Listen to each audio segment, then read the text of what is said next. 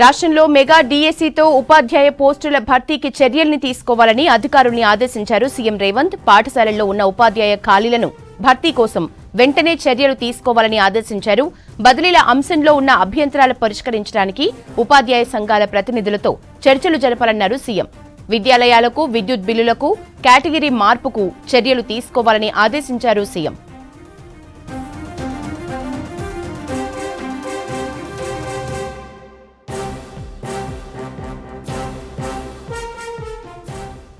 Private యూనివర్సిటీల్లో SC ఎస్టీలకు రిజర్వేషన్లు లేకుండా ఎలా నడిపిస్తారని ప్రశ్నించారు సీఎం రేవంత్.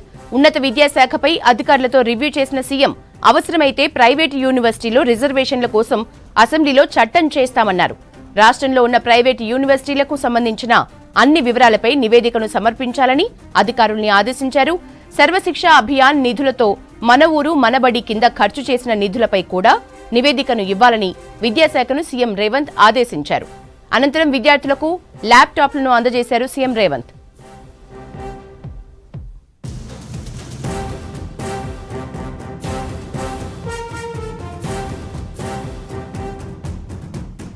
మరోవైపు టాటా టెక్నాలజీ సంస్థ ప్రతినిధులతో సీఎం రేవంత్ భేటీ అయ్యారు. రాష్ట్రంలో 2000 కోట్ల వ్యయంతో స్కిల్ డెవలప్మెంట్ కి టాటా అంగీకారం తెలిపింది. ఆధునిక సాంకేతిక పరిజ్ఞానం, ఉన్నత ప్రమాణాలతో ఐటీఐ ఉపాధి కల్పించే కోర్సులకు శ్రీకారం చుట్టనుంది రాష్ట్ర ప్రభుత్వం. తెలంగాణ యువతకు ఉద్యోగ ఉపాధి అవకాశాలు కల్పించేందుకు రాష్ట్ర ప్రభుత్వం కృత నిశ్చయంతో ఉందన్నారు సీఎం రేవంత్. కాలం చెల్లిన కోర్సులతో యువత సమయాన్ని వృధా చేయొద్దని నిర్ణయించామన్నారు. రాష్ట్రంలో దాదాపు 1,00,000 మంది విద్యార్థులు శిక్షణ పొంది పరిశ్రమల్లో ఉద్యోగం పొందే విధంగా టాటా సంస్థ ముందుకు రావటం అభినందనీయమన్నారు సీఎం రేవంత్.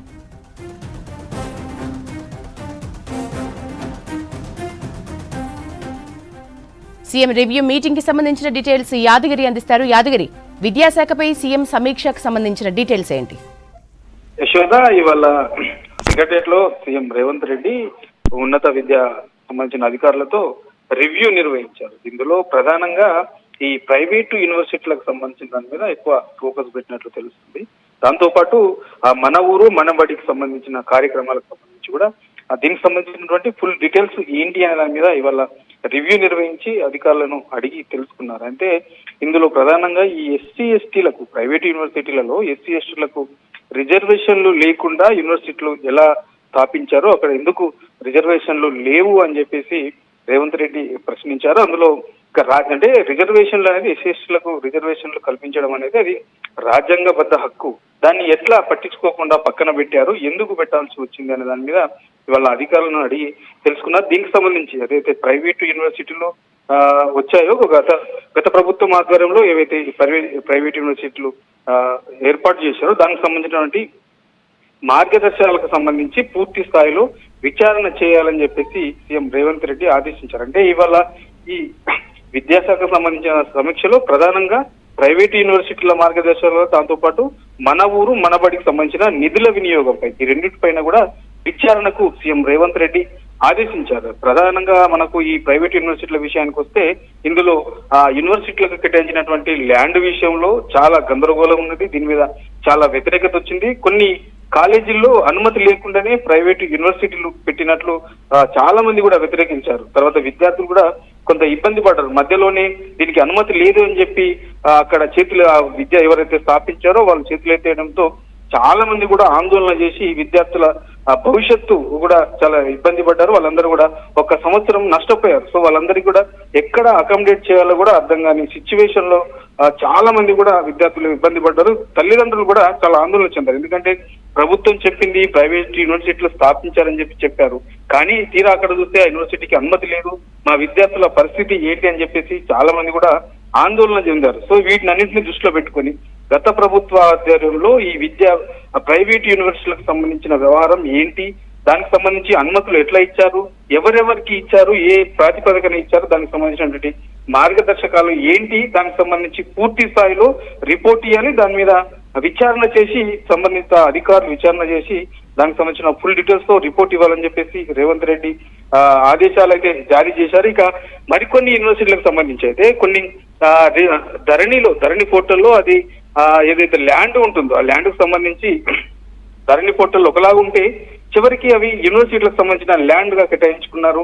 తర్వాత అక్కడ ఉన్నటువంటి గ్రామానికి సంబంధించిన వాళ్ళు కూడా చాలా వ్యతిరేకించారు, చాలా ఆందోళన చేశారు. అవన్నీ ఏమి పట్టించుకోకుండా వీళ్ళకి అనుమతి ఇచ్చారు కాబట్టి ఎందుకు ఇవ్వాల్సి వచ్చింది, అక్కడ ఉన్నటువంటి టీచింగ్ పరిస్థితి ఎట్లా ఉంది, మౌలిక వసతులు ఉన్నాయా లేవా, ఒకవేళ ఉంటే ఎట్లా ఉన్నాయి, తర్వాత ఈ ఫీజు రీయింబర్స్మెంట్ కూడా అసలు అక్కడ వర్తిస్తుందా లేదా, ఒకవేళ వర్తిస్తే ఎట్లా తీసుకుంటున్నారు, తర్వాత యూనివర్సిటీలకు సంబంధించి ఒక్కో విద్యార్థి దగ్గర ఎంత ఫీజు వసూలు చేస్తున్నారు, ఇట్లా పూర్తి స్థాయిలో రిపోర్ట్ ఇవ్వాలని చెప్పేసి రేవంత్ రెడ్డి అయితే ఆదేశాలు అయితే జారీ చేశారు. సో మొత్తానికి గత ప్రభుత్వంలో చేసిన వాటిపైన వ్యతిరేకత ఎక్కడి నుంచి వచ్చింది, ఈ విద్యార్థుల నుంచి వచ్చినటువంటి వ్యతిరేకత, తర్వాత తల్లిదండ్రుల నుంచి వచ్చినటువంటి వ్యతిరేకత, వీటిని అన్నింటినీ దృష్టిలో పెట్టుకుని ఆదేశాలు అయితే జారీ చేశారు. విచారణ చేసిన తర్వాత దీనిపైన ఎట్లా ముందుకెళ్లాలి, ఏం చేయాలని దానిపైన పూర్తి స్థాయిలో ఒక స్పష్టత వచ్చే అవకాశం ఉంది. Thank you Yadagiri.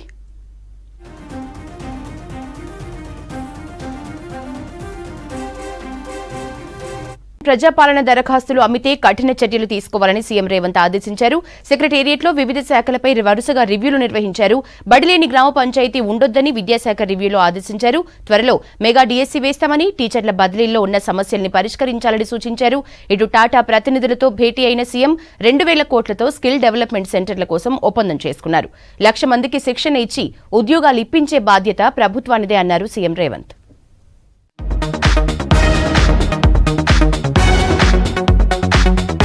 సెక్రటేరియట్ లో వరుస రివ్యూలు నిర్వహించారు సీఎం రేవంత్ రెడ్డి. ప్రజాపాలనపై సమీక్షించిన సీఎం ప్రజల స్పందనపై అడిగి తెలుసుకున్నారు. ప్రజాపాలన దరఖాస్తుల అమ్మకాలపై సీరియస్ అయ్యారు. దరఖాస్తులు అమ్మితే కఠిన చర్యలు తీసుకోవాలని సూచించారు. ప్రజలకు అవసరమైనన్ని దరఖాస్తులు అందుబాటులో ఉంచాలని తెలిపారు. రైతు భరోసా, పింఛన్లపై అపోహలొద్దని చెప్పారు. పాత లబ్ధిదారులందరికీ యథావిధిగా పథకం వర్తిస్తుందని చెప్పారు సీఎం. కొత్త లబ్ధిదారులు మాత్రమే దరఖాస్తు చేసుకోవాలని సూచించారు. ప్రజాపాలన కార్యక్రమంలో ప్రజాప్రతినిధులు విధిగా భాగస్వామ్యులు కావాలని ఆదేశించారు సీఎం రేవంత్ రెడ్డి. టాటా టెక్నాలజీ సంస్థ ప్రతినిధులతో సీఎం రేవంత్ రెడ్డి భేటీ అయ్యారు. రాష్ట్రంలో 2,000 కోట్ల వ్యయంతో స్కిల్ డెవలప్మెంట్ కు టాటా అంగీకారం తెలిపింది. ఆధునిక సాంకేతిక పరిజ్ఞానం, ఉన్నత ప్రమాణాలతో ఐటీఐ ఉపాధి కల్పించే కోర్సులకు శ్రీకారం చుట్టనుంది రాష్ట్ర ప్రభుత్వం. తెలంగాణ యువతకు ఉద్యోగ, ఉపాధి అవకాశాలు కల్పించేందుకు రాష్ట్ర ప్రభుత్వం కృతనిశ్చయంతో ఉందన్నారు సీఎం రేవంత్ రెడ్డి. కాలం చెల్లిన కోర్సులతో యువత సమయాన్ని వృధా చేయొద్దని నిర్ణయించామన్నారు. రాష్ట్రంలో దాదాపు 1,00,000 మంది విద్యార్థులు శిక్షణ పొంది పరిశ్రమల్లో ఉద్యోగం పొందే విధంగా టాటా సంస్థ ముందుకు రావడం అభినందనీయమన్నారు సీఎం రేవంత్. విద్యాశాఖపై రివ్యూ నిర్వహించారు సీఎం రేవంత్ రెడ్డి. బడిలేని గ్రామ పంచాయతీ ఉండొద్దని అధికారులకు సీఎం ఆదేశాలు జారీ చేశారు. డీఎస్సీ నిర్వహణకు ఏర్పాట్లు చేయాలన్నారు. ఉపాధ్యాయుల ప్రమోషన్లు, బదిలీలలో సమస్యలను పరిష్కరించాలని సూచించారు. విద్యార్థులు లేరనే నెపంతో బడులను మూసివేయొద్దన్నారు సీఎం. రాష్ట్రంలోని 10 ఉమ్మడి జిల్లాల్లో స్కిల్ యూనివర్సిటీలను ఏర్పాటు చేస్తామని ప్రకటించారు. సెక్రటేరియట్ లో సీఎం రేవంత్ రెడ్డిని మర్యాదపూర్వకంగా కలిశారు రిటైర్డ్ డీఎస్పీ నళిని. తెలంగాణ సాధన కోసం ఉద్యోగాన్ని త్యాగం చేసింది నళిని. ఇప్పుడు ఉద్యోగం అవసరం లేదని, సనాతన ధర్మ ప్రచారానికి కృషి చేస్తానన్నారు. ఇన్నాళ్ల మనోవ్యధను ప్రభుత్వం గుర్తించినందుకు సంతోషంగా ఉందని సీఎం రేవంత్ రెడ్డికి ధన్యవాదాలు తెలిపారు నళిని. ఎవరు కూడా ఆఫీసర్స్ డిపార్ట్మెంట్లో అలా నాలా సఫర్ కాకూడదు కాబట్టి వారికి నేను నాకు గుర్తున్నంత మేరకు రాసి ఇచ్చాను. ఉద్యోగం విషయం అయిపోయింది. నెక్స్ట్ ఉద్యోగము కాకుండా నేను ఆర్థిక సహాయం అడిగాను. ఆర్థిక సహాయము అందిన రోజున నేను మళ్ళీ మీ అందరికీ కూడా ఇన్ఫామ్ చేస్తాను. నేను తప్పకుండా నా శేష జీవితం లోపల ప్రజలందరికీ ఉపయోగపడే పనులే చేయడానికి నేను ఎంచుకున్నాను నా మార్గాన్ని. 4 నెలల క్రితం విధి నిర్వహణలో ప్రమాదవశాత్తు మరణించిన స్విగ్గీ డెలివరీ బాయ్ కుటుంబానికి సీఎం రేవంత్ రెడ్డి 2 లక్షల ఆర్థిక సహాయం అందించారు. ఇచ్చిన మాట ప్రకారం కేవలం వారం రోజుల్లోనే బాధిత కుటుంబాన్ని ఆదుకున్నారు. ఈ నెల 23న గిగ్ వర్కర్స్ తో నాంపల్లి ఎగ్జిబిషన్ గ్రౌండ్స్ లో సమావేశం జరిగింది. గిగ్ వర్కర్లను అన్ని విధాలుగా ఆదుకుంటామని సీఎం హామీ ఇచ్చారు. ఇక ముఖ్య ముఖ్యమంత్రి రేవంత్ రెడ్డిని కలిశారు సిపిఎం ముఖ్య నేతలు. 6 గ్యారంటీలు అమలు చేస్తున్నందుకు సీఎంను అభినందించామన్నారు సిపిఎం రాష్ట్ర కార్యదర్శి తమ్మినేని వీరభద్రం. పోడు భూములకు పట్టాలు ఇవ్వాలని సీఎంను కోరినట్లు చెప్పారు. 2011 కౌలు రైతుల చట్టం ప్రకారం గుర్తింపు కార్డులు ఇచ్చి సాయం చేయాలన్నారు. 5 ఏళ్లకోసారి వేతన సవరణ చేయాలని సూచించారు. ప్రభుత్వ శాఖలో ఉద్యోగాల భర్తీ, జర్నలిస్టులకు సాయం చేయాలని కోరామన్నారు తమ్మినేని వీరభద్రం. యాక్చువల్గా 13 లక్షల ఎకరాల్లో పోడు భూమి సాగు జరుగుతోంది. గత ప్రభుత్వం 11 లక్షల ఎకరాల్లో సాగు అవుతోంది. వాటన్నిటికీ పట్టాలు ఇస్తానని ప్రకటించారు. కానీ మా అన్ని పోరాటాల ఒత్తిడితో చివరికి ఆనాడు ఆ పోరాటాల్లో కాంగ్రెస్ పార్టీ కూడా పాల్గొన్నది. ముఖ్యమంత్రి గారు, ఈనాటి ముఖ్యమంత్రి గారు కూడా మాతో కలిసి ఆ స్ట్రగుల్స్లో పాల్గొన్నవారే. ఆ విషయం ఆయన కూడా గుర్తు చేశారు. ఆ చివరిలో ఎన్నికల ముందు ఒక 3-4 లక్షల లోపు ఎకరాలకు మాత్రమే గత ప్రభుత్వం పట్టాలు ఇచ్చింది. ఇంకా చాలా బాగా మిగిలిపోయింది. వాటిని పరిష్కరించాలి వెంటనే అనేది ముఖ్యమైనది. దీన్ని సానుకూలంగా పరిశీలించడానికి ముఖ్యమంత్రి గారు వెంటనే అంగీకరించారు. సచివాలయంలో పలువురు ప్రముఖులు సీఎం రేవంత్ రెడ్డిని కలిసి విష్ చేశారు. ముఖ్యమంత్రి రేవంత్ రెడ్డిని కలిసిన నటుడు బాలకృష్ణ పూలగుచ్చం అందచేసి అభినందనలు తెలిపారు. కాసేపు బాలకృష్ణతో సీఎం రేవంత్ ముచ్చటించారు. ఆ తర్వాత ప్రముఖ బ్యాడ్మింటన్ క్రీడాకారిణి పివి సింధు కుటుంబంతో సహా వచ్చి సీఎం రేవంత్ రెడ్డిని కలిసి విషెస్ తెలిపారు. బ్యాడ్మింటన్ రాకెట్ ను సీఎం రేవంత్ రెడ్డికి అందజేశారు పివి సింధు. వీరి వెంట మంత్రి కోమటిరెడ్డి వెంకటరెడ్డి కూడా ఉన్నారు. ఇక ఈ ఉదయమే నాగార్జున దంపతులు సీఎం రేవంత్ రెడ్డిని కలిసి విష్ చేశారు. గత ప్రభుత్వం ప్రతి శాఖను అప్పుల ఊబిలోకి నెట్టిందన్నారు deputy CM Bhatti Vikramarka. Bhadradri thermal power ప్రాజెక్టుని భట్టి పరిశీలించారు.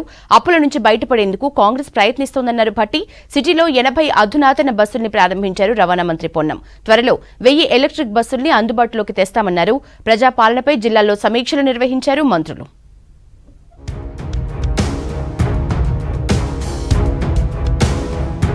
ప్రజాపాలనలో భాగస్వామ్యం వరుస రివ్యూలతో మంత్రులు బిజీగా గడిపారు. భద్రాద్రి థర్మల్ పవర్ ప్రాజెక్టును సందర్శించి నిర్మాణ పనుల్ని పరిశీలించారు డిప్యూటీ సీఎం భట్టి విక్రమార్క. గత బీఆర్ఎస్ ప్రభుత్వం ప్రతి శాఖను అప్పుల్లో ముంచిందన్నారు. విద్యుత్ కొనుగోలు పేరుతో 59,580 కోట్ల బకాయిలు ఉన్నాయని తెలిపారు. సింగరేణికి 19,000 కోట్లు, జెన్కోకు కట్టాల్సిన బకాయిలు 9,000 కోట్లపైనే ఉన్నాయని ఆరోపించారు. విద్యుత్ సెక్టార్ ని అప్పుల ఊబిగా మార్చారని మండిపడ్డారు. అప్పుల నుంచి బయటపడేందుకు కాంగ్రెస్ ప్రభుత్వం ప్రయత్నిస్తోందని చెప్పారు భట్టి విక్రమార్క. రాష్ట్ర ప్రభుత్వం పవర్ సెక్టార్ సంబంధించి డిస్కమ్స్ గానీ, ట్రాన్స్కో గానీ, జెన్కోలకు సంబంధించి 81,516 కోట్ల రూపాయలు ఈ గత 10 ఏళ్లలో అప్పులుగా తీసుకుని వచ్చింది. గవర్నమెంట్ నుంచి డిస్కమ్స్ కి 28,842 కోట్ల రూపాయలు ఉన్నాయి. అంటే మొత్తం 1,10,358 కోట్ల రూపాయలు ఈ రోజు రాష్ట్ర ప్రభుత్వం ద్వారా మనం అప్పుపడి ఉన్నాం. ఆ తర్వాత జమలాపురం శ్రీ వెంకటేశ్వర స్వామి వారిని దర్శించుకున్నారు డిప్యూటీ సీఎం భట్టి విక్రమార్క. ఆలయ అర్చకులు పూర్ణ కుంభంతో స్వాగతం పలికారు. వెంకటేశ్వర స్వామి ఆలయంలో ప్రత్యేక పూజలు చేశారు భట్టి. ఆలయంలోని మహామండపంలో భట్టి విక్రమార్కకు వేద పండితులు ఆశీర్వచనం అందించారు.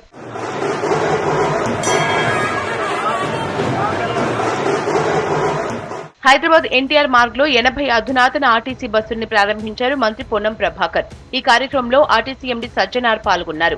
400 కోట్ల వ్యయంతో 80 అధునాతన బస్సుల్ని ప్రారంభించడం ఆనందంగా ఉందన్నారు మంత్రి పొన్నం. ఆర్టీసీ కార్మికులను, సంస్థను కాంగ్రెస్ ప్రభుత్వం ఆదుకుంటుందన్నారు.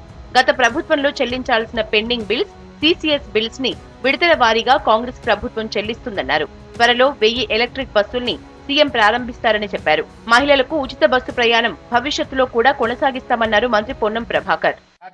బస్సుల స్థానం కొత్త బస్సులు ఏర్పాటు చేసేటువంటి ప్రక్రియలో భాగంగా కావచ్చు 1050 బస్సుల్ని దాదాపు 400 కోట్ల రూపాయలతో బ్యాంక్ ఎస్బీఐ వారి సహకారంతో మరి కొనుగోలు ప్రక్రియ స్టార్ట్ అయింది. ఆర్టీసీ పరిరక్షణ, ఆర్టీసీ ప్రయాణికుల సౌకర్యానికి సంబంధించి ఎక్కడ కూడా కాంప్రమైజ్ కాదు. తప్పకుండా ఈ ప్రభుత్వ ఉద్దేశం అదే అన్నమాట మరొకసారి మనం చేస్తూ, ఈ మార్పు మీరు కోరుకున్న మార్పే కాబట్టి ఆ మార్పుకు అనుగుణంగా భవిష్యత్తు కార్యాచరణ పరిపాలన కొనసాగుతుందని మరొకసారి మనం ఇస్తూ, అర్హులైన ప్రతి ఒక్కరూ అభయహస్తం దరఖాస్తు చేసుకోవాలన్నారు మంత్రి సీతక్క.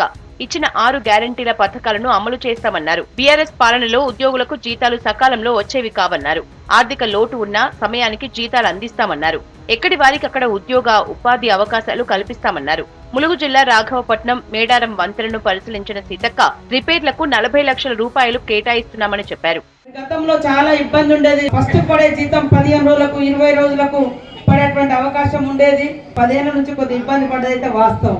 కానీ ఇప్పుడు అట్లాంటి ఇబ్బంది రాకుండా కూడా చాలా ఇబ్బందికరమైన పరిస్థితి ఉంది. ఆర్థికంగా బడ్జెట్ మొత్తం కూడా ఎటో పోయినా కూడా మీకు అందరికీ 5వ తారీఖు లోపు జీతాలు ఇచ్చే విధంగా మరి సీఎం రేవంత్ రెడ్డి గారు అధికారులను కూడా సర్దుబాటు చేయాలని చెప్పడం జరిగింది. ప్రజలకు ఎలాంటి అసౌకర్యాలు కలగకుండా హైదరాబాద్ నాంపల్లిలో నుమాయిష్ ఏర్పాట్లు చేస్తున్నామన్నారు మంత్రి దుద్దిల శ్రీధర్ బాబు. జనవరి 1న ముఖ్యమంత్రి రేవంత్ చేతుల మీదుగా నుమాయిష్ ప్రారంభిస్తారని చెప్పారు. 8 దశాబ్దాలుగా తెలంగాణకు నుమాయిష్ ఓ ప్రైడ్ అన్నారు. ఎన్నో రాష్ట్రాల నుంచి విజిటర్స్ ఈ నుమాయిష్ కి వస్తున్నారన్నారు. సేవా దృక్పథంతో సొసైటీ సభ్యులు పనిచేస్తున్నారన్నారు మంత్రి శ్రీధర్ బాబు. సొసైటీ ప్రెసిడెంట్ గా తనను ఎన్నుకోవడం సంతోషంగా ఉందన్నారు. గత 8 దశాబ్దాల నుంచి నుమాయిష్ ఈ ఎగ్జిబిషన్ మన ప్రైడ్, ఒక జ్యువెల్. నుమాయిష్ వచ్చిందంటే హైదరాబాద్ సికింద్రాబాద్కే కాదు, ఆనాడు ఉమ్మడి ఆంధ్రప్రదేశ్ రాష్ట్రంలో కూడా ఈ ఎగ్జిబిషన్ చూడటానికి, దాంట్లో పాల్గొనడానికి ఏ ఒక్క ఎగ్జిబిటర్ కూడా ఇబ్బంది రాకుండా, వారితో పాటు ఈ ఎగ్జిబిషన్ని తిలకించడానికి వస్తా ఉన్న అనేక మంది ప్రజానికానికి ఎక్కడ కూడా ఇబ్బంది రాకుండా అన్ని తీరు చర్యలు మరి ఎగ్జిబిషన్ సొసైటీ వారు తీసుకోవడం జరిగిందని మీ ద్వారా ప్రజలందరికీ కూడా తెలియజేస్తా ఉన్నాం. ప్రజా పాలనపై ఎప్పటికప్పుడు మంత్రులు సమీక్షిస్తున్నారు. వివిధ కేంద్రాలకు వెళ్లి ప్రజల సమస్యల్ని నేరుగా అడిగి తెలుసుకుంటున్నారు. మార్చి 18 నుంచి 10వ తరగతి పరీక్షలు నిర్వహిస్తామని సెకండరీ ఎడ్యుకేషన్ బోర్డు తెలిపింది. ఈ మేరకు రాష్ట్ర విద్యాశాఖ స్కెడ్యూల్ను రిలీజ్ చేసింది. మార్చి 18 నుంచి ఏప్రిల్ 2 వరకు 10th పరీక్షలు జరగనున్నాయని స్కెడ్యూల్లో తెలిపింది. ఉదయం 9:30 నుంచి మధ్యాహ్నం 12:30 గంటల వరకు 10th పరీక్షలు నిర్వహించనున్నారు.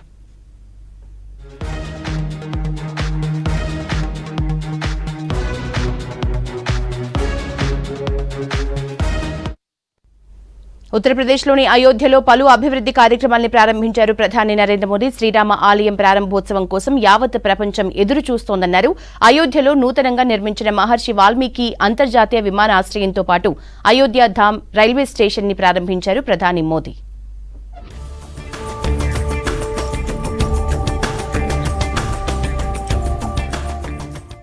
అయోధ్యలో జనవరి 22న జరిగే రామాలయ ప్రాణ ప్రతిష్ఠ కోసం ప్రపంచమంతా ఆసక్తిగా ఎదురు చూస్తోందన్నారు ప్రధాని నరేంద్ర మోదీ. జనవరి 22వ తేదీ భారతదేశ చరిత్రలో చిరస్థాయిగా నిలిచిపోతుందన్నారు. ఆ రోజు దేశంలోని ప్రతి ఇంట్లో రామ జ్యోతి వెలిగించాలని పిలుపునిచ్చారు. ఒకప్పుడు రామ్ లల్లా టెంట్ లో ఉండాల్సిన పరిస్థితి నెలకొందని, ఇప్పుడు రామునికి అద్భుతమైన ఆలయం నిర్మించామన్నారు. అలాగే దేశంలోని 4 కోట్ల మందికి పక్కా ఇల్లు కట్టించామని చెప్పారు. రామాలయం ప్రారంభోత్సవంలో అందరూ పాల్గొనలేకపోవచ్చని, కానీ జనవరి 23 తర్వాత నుంచి జీవితాంతం శ్రీరాముడిని దర్శించుకోవచ్చన్నారు ప్రధాని మోదీ.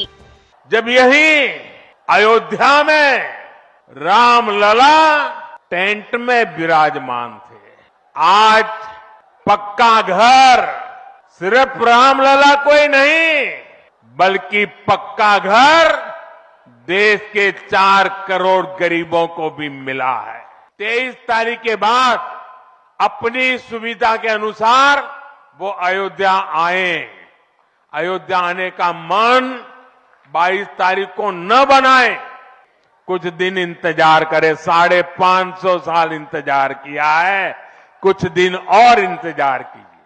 అయోధ్య పర్యటనలో అత్యాధునిక హంగులు, ఆధునిక వసతులతో అభివృద్ధి చేసిన అయోధ్య ధామ్ రైల్వే స్టేషన్ ను ప్రారంభించారు ప్రధాని నరేంద్ర మోదీ. ఈ రైల్వే స్టేషన్ ను జాతికి అంకితం ఇస్తున్నట్టు చెప్పారు. కొత్తగా నిర్మించిన రైల్వే స్టేషన్ లో ఏర్పాటు చేసిన రామ మందిర చిత్రాలను తిలకించారు. అనంతరం హైవేలు, రైల్వే లైన్ డబ్లింగ్ పనులు, 6 వందే భారత్ రైళ్లు, 2 అమృత్ భారత్ రైళ్లను జెండా ఊపి ప్రారంభించారు మోదీ.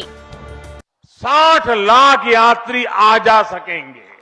अभी अयोध्या धाम रेलवे स्टेशन पर हर रोज 10-15 हजार लोगों को उनकी सेवा करने की क्षमता है. स्टेशन का पूरा विकास होने के बाद अयोध्या धाम रेलवे स्टेशन पर हर रोज 60,000 लोग आ जा सकेंगे. इस नई ट्रेन सीरीज का नाम अमृत भारत ट्रेन रखा गया है. वंदे भारत, नमो भारत और अमृत भारत ट्रेनों की ये त्रिशक्ति भारतीय रेलवे का कायाकल्प करने जा रही है. అయోధ్యలో అంతర్జాతీయ విమానాశ్రయాన్ని ప్రారంభించారు మోదీ. దీనికి మహర్షి వాల్మీకి ఇంటర్నేషనల్ ఎయిర్పోర్ట్ గా నామకరణం చేశారు. రోజుకు 10 లక్షల మందికి సేవలు అందించేలా ఎయిర్పోర్ట్ నిర్మించామని తెలిపారు. అయోధ్యకు వచ్చే భక్తులకు ఎలాంటి అసౌకర్యం కలగకుండా అన్ని వసతులతో టౌన్షిప్లు కూడా నిర్మించనున్నట్లు చెప్పారు. అయోధ్యలో ఏడాది పొడవునా పర్యాటకాన్ని, వ్యాపారాలను ఈ విమానాశ్రయం సులభతరం చేస్తుందన్నారు. భవిష్యత్తులో దీన్ని మరింత విస్తరిస్తామన్నారు ప్రధాని మోదీ. అయోధ్య పర్యటనలో మొత్తం 15,700 కోట్ల విలువైన మొత్తం 46 ప్రాజెక్టులకు ప్రారంభోత్సవాలు, శంకుస్థాపనలు చేశారు. ఇవి న్యూస్ జంక్షన్.